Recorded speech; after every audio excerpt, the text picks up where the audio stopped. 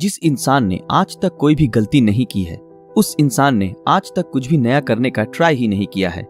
ऐसा ही कुछ मानते थे दुनिया के सबसे महान साइंटिस्ट एल्बर्ट आइंस्टाइन। 14 मार्च 1879 जर्मनी के उल्म शहर में एक यहूदी परिवार में पैदा हुए थे सर एल्बर्ट आइंस्टाइन। उनके पैदा होने के बाद डॉक्टर्स ने नोटिस किया कि उनका सर नॉर्मल बच्चों के मुकाबले काफी बड़ा था और वो एक एबनॉर्मल बच्चे के रूप में जन्मे थे। इसके बावजूद भी उनका दिमाग इतना तेज था कि आज तक कोई भी उनका मुकाबला नहीं कर पाया। आज 60 साल हो गए आइंस्टाइन हमें छोड़ के चले गए हैं, लेकिन आज भी साइंस उनकी थीसिस के बिना कमजोर है। तो यही वजह है कि हर कोई उनके दिमाग के बारे में जानना चाहता है कि आखिर उनके ब्रेन में ऐसा क्या था जो कि उन्हें इस मुकाम तक लेकर आया कि आज उन्हें दुनिया भर में ग्रेटेस्ट साइंटिस्ट के नाम से जाना जाता है। क्या उनके ब्रेन में कोई सुपरनैचुरल पार्ट्स थी? तो आज हम इस वीडियो में इसी विषय के ऊपर चर्चा करेंगे। दरअसल जब एल्बर्ट आइंस्टाइन का जन्म हुआ था तब उनका सर किसी भी नॉर्मल बच्चे से ज्यादा बड़ा था। नॉर्मली बच्चे 1 या 2 साल की उम्र में बात करना सीख जाते हैं, लेकिन आइंस्टाइन 4 साल की उम्र तक बिल्कुल भी बात नहीं कर पाते थे। मगर एक दिन जब वो अपने माता पिता के साथ रात के खाने पर बैठे थे तो अचानक आइंस्टाइन ने कहा, सूप बहुत ही गर्म है। अपने बेटे को इस तरह एकदम साफ बोलता सुन उनके पेरेंट्स हैरान हो गए और खुश भी हुए। लेकिन बाद में जब उनसे पूछा गया कि अब तक तुम क्यों कुछ नहीं बोलते थे, तो आइंस्टाइन ने अजीब से जवाब दिया कि अब तक तो सब कुछ सही था। आइंस्टाइन के जीवन से जुड़े अजीबोगरीब किस्से यही नहीं रुके, बल्कि उनके बड़े होने पर भी उनकी कई ऐसी आदतें थी जिनके बारे में सुनकर हर कोई हैरान रह जाता है। जैसे कि एल्बर्ट आइंस्टाइन को डेट्स और फोन नंबर याद रखने में प्रॉब्लम होती थी, यहाँ तक कि उन्हें खुद का टेलीफोन नंबर भी याद नहीं रहता था। एक बार उनके एक सहकर्मी ने उनसे उनका फोन नंबर मांगा तो आइंस्टाइन उनके पास रखे टेलीफोन डायरेक्टरी में अपना नंबर ढूंढने लगे। ये देख के सहकर्मी ने चकित होकर बोला, आप अपना खुद का फोन नंबर क्यों याद नहीं रखते? तो आइंस्टाइन ने उनको कहा कि किसी ऐसी चीज को भला क्यों मैं याद रखूं जो मुझे किताबों में ढूंढने से मिल जाती है। आइंस्टाइन कभी भी जूतों के अंदर मोजे नहीं पहनते थे, क्योंकि उनकी टांगों की उंगलियां इतनी बड़ी थी कि बचपन में हमेशा टांगों की उंगलियों की वजह से मोजे में छेद हो जाते थे। इसलिए उन्होंने मोजा पहनना ही छोड़ दिया। यहाँ तक कि वो अपने जूतों के फीते भी दूसरों से बंधवाते थे, क्योंकि उन्हें जूते के फीते बांधना भी नहीं आता था। दोस्तों, आइंस्टाइन हमेशा कहते थे कि मेरे अंदर कोई खास चीज नहीं है, पर मैं तो केवल एक ऐसा इंसान हूँ जिसमें क्यूरियोसिटी कूट कूट कर भरी हुई है।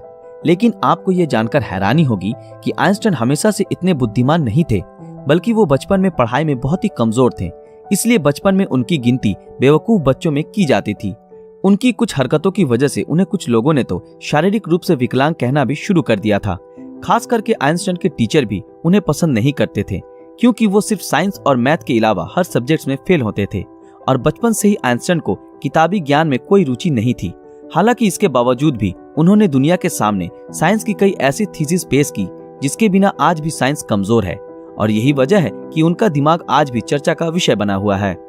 18 अप्रैल 1955 आइंस्टाइन की मृत्यु के बाद पैथोलॉजिस्ट डॉक्टर थॉमस हार्वे ने आइंस्टाइन के परिवार की अनुमति के बिना ही उनके दिमाग को रिसर्च के लिए निकाल लिया था और वो वहां से भाग गए।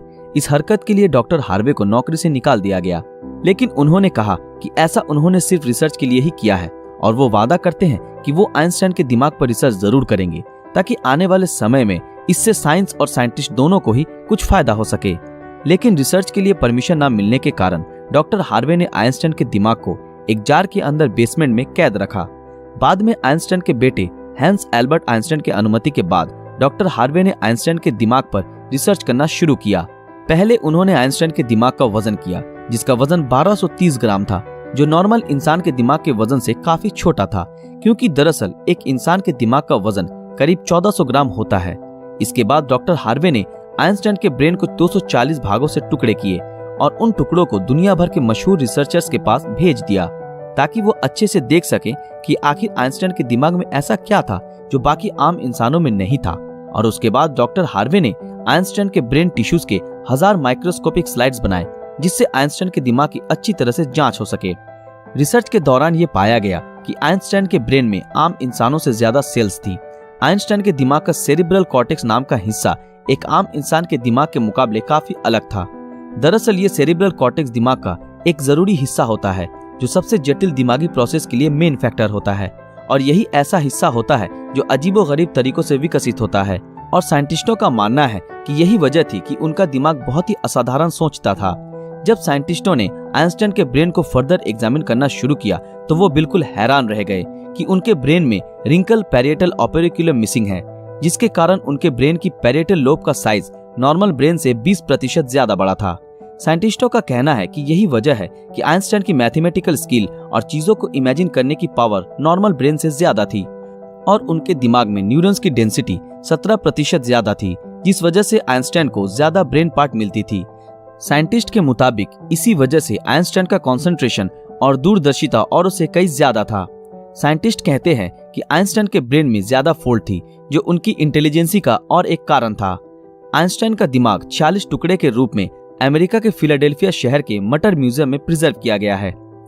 दोस्तों, आज साइंस ने कितनी तरक्की कर ली है, लेकिन इसके बावजूद आज भी आइंस्टाइन के दिमाग और इंटेलिजेंसी एक पहेली बनी हुई है।